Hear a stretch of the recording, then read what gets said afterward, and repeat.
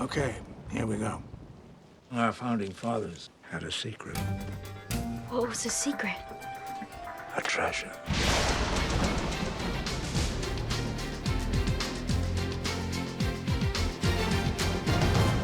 Treasure hunting isn't something that was invented for movies and went out of style at some point. It's a big deal still today. You're treasure hunters, aren't you? We're more like treasure protectors. It's the solving of the puzzle that drives a treasure hunter. There's thousands of years of world history down there, and it belongs to the world.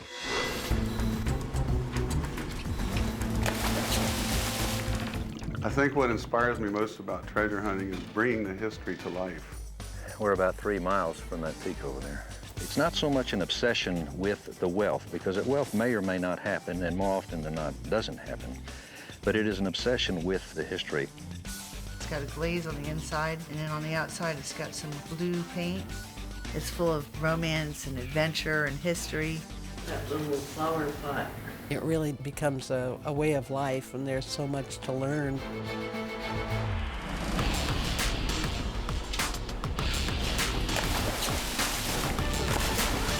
We are currently mostly involved with the Atocha Margarita site, which is 2 sister ships that sank in 1622 off Key West, Florida. And we are also focused on the 1715 fleet, which was 11 ships that sank in a hurricane on the east coast of Florida. We have research on over 1,000 Spanish galleons that sank in the Caribbean. That's very time-consuming just to do one and do it right. The archaeology is a very important part of it.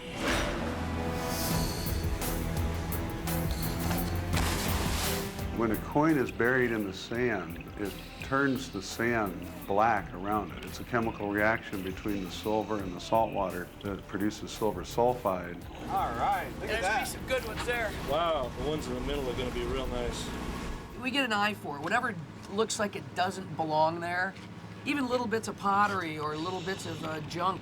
God doesn't make straight edges and perfect circles. Gold is impervious, nothing affects it. But everything else on these wrecks does deteriorate with time, and eventually there won't be anything left of it. So the sooner we can bring it out, the more there is to preserve for future generations to enjoy.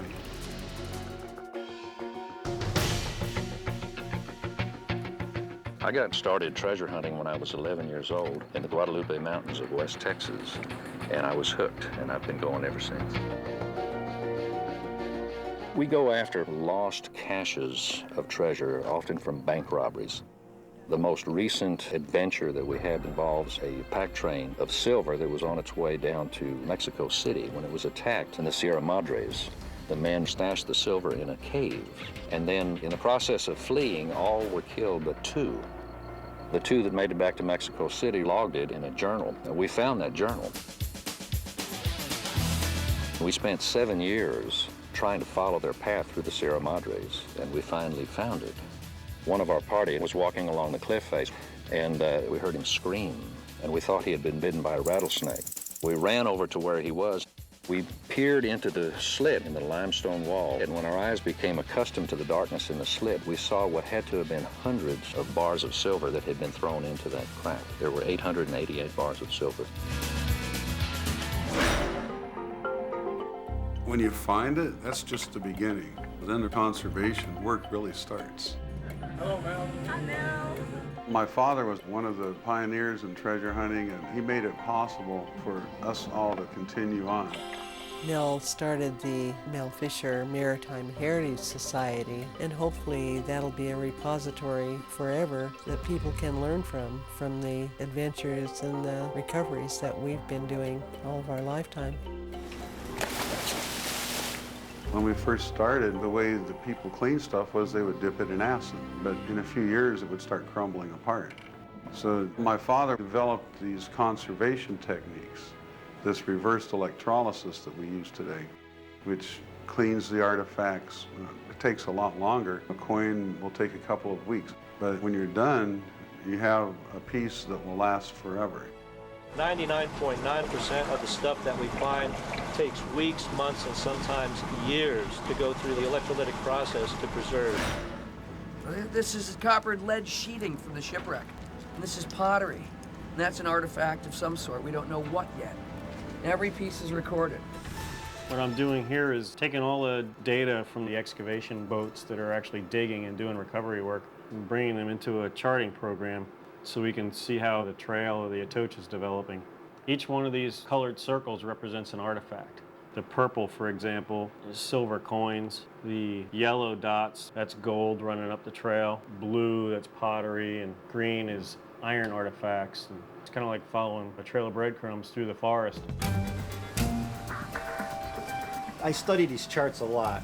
You'll find me at times just staring at the chart and your mind just starts thinking different theories and ideas. Maybe a chest of coins broke up and scattered through here. Or you could just look and see the yellow and see a trail of gold going this way. This trail is 8 miles long. That's about a couple years of work there, so it's a long process. I really like seeing kids come through the museum and they get all excited when they see the treasure and they start asking questions about history that maybe they would never asked before. There's all these magnificent items that are buried down there. Once we find them and bring them up, we can put them on display. People can enjoy them from now on.